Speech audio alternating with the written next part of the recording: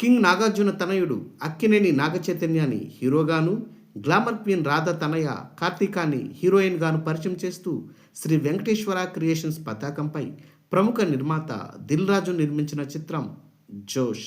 వాసువర్మ దర్శకుడిగా పరిచయమైన ఈ సినిమాకి సందీప్ చౌతా సంగీతం ఓ సెట్గా నిలిచింది.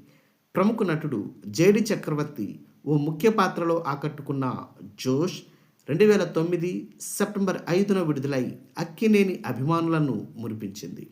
అఫీషియల్ పేపర్ యాడ్ ప్రకారం జోష్ సినిమా ఎక్కడెక్కడ అర్ధశత దినోత్సవాలు జరుపుకుందో ఈ వీడియోలో చూద్దాం.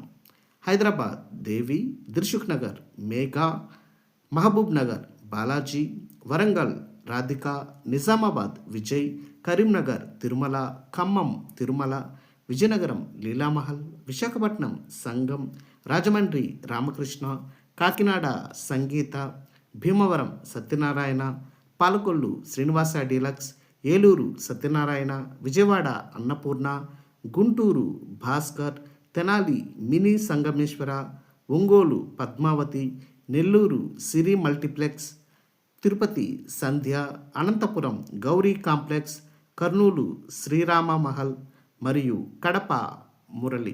డియర్ వ్యూయర్స్, అప్పట్లో జోష్ సినిమాని మీరు ఏ థియేటర్లో చూసారో కామెంట్ బాక్స్లో పోస్ట్ చేయండి.